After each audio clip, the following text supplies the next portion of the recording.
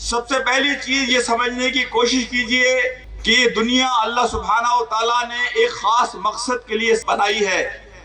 یہ پوری دنیا جو اللہ نے سجائی ہے، ہر نبی نے اس دنیا میں آنے کے بعد ایک ہی پیغام لوگوں کو دیا ہے کہ اس دنیا کا مقصد اگلی دنیا کی تیاری ہے۔ اس دنیا میں بھیجے جانے کا مقصد یہ دنیا دار العمل ہے، یہ دار الجزا نہیں ہے۔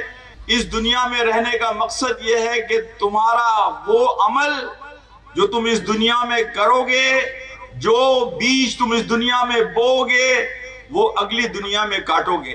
ہمارے دین کی دعوت یہی ہے کہ جنت کا راستہ اس دنیا سے گزرتا ہے، اسی لیے ہمارے دین میں رہبانیت کی گنجائش نہیں ہے، جنگلوں میں نکل جانے کی گنجائش نہیں ہے۔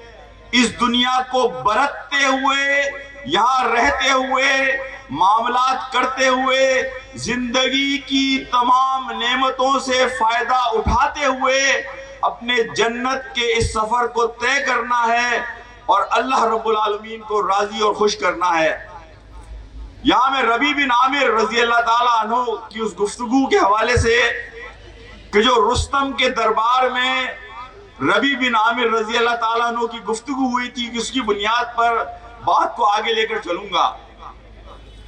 آپ کو اگر یاد ہے وہ واقعہ جب رستم نے ربیع بن عامر رضی اللہ تعالیٰ عنہ سے پوچھا تھا کہ تم صحراؤں کے رہنے والے، معاشی اعتبار سے، معاشرتی اعتبار سے پسماندہ لوگ، تم یہاں آ کر کیا کرنا چاہتے ہو اور تمہارا نبی کس چیز کی دعوت دیتا ہے؟ تو ربیع بن عامر رضی اللہ تعالیٰ عنہ نے جو بات کہی، سب سے پہلی وہ بات یہ تھی کہ ہمارا نبی ہمیں دنیا کے تمام جھوٹے خداؤں سے آزاد کر کر ایک خدا کی خدائی میں دینا چاہتا ہے۔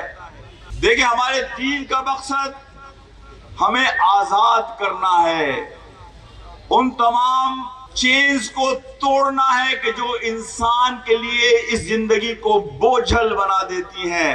ربیع بن عامر یہ کہہ رہے ہیں کہ تمام جھوٹے خداؤں سے آزاد کر کر اپنے آپ کو ایک اللہ کی خدائی میں دے دو تو تمہاری زندگی بہت ہلکی اور آسان ہو جائے گی۔ آج دیکھیے کہ دین کا مقصد اس زندگی کو آسان بنانا ہے۔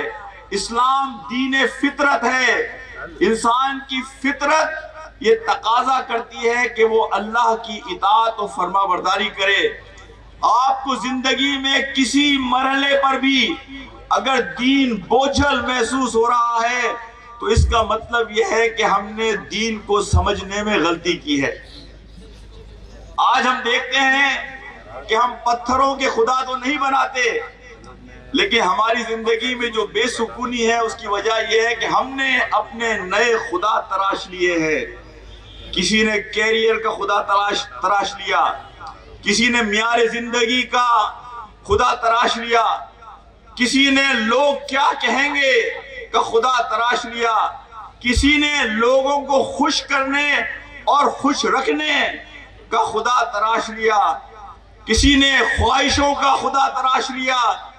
یہ وہ بت ہیں جنہیں ہم نے اپنے ہاتھوں سے تراش کر اپنی زندگی کو مشکل سے مشکل کر دیا، ورنہ یہ دین تو ہمیں ان تمام جھوٹے خداؤں سے آزاد کر کر ایک خدا کی خدائی میں دینے کے لیے آیا تھا۔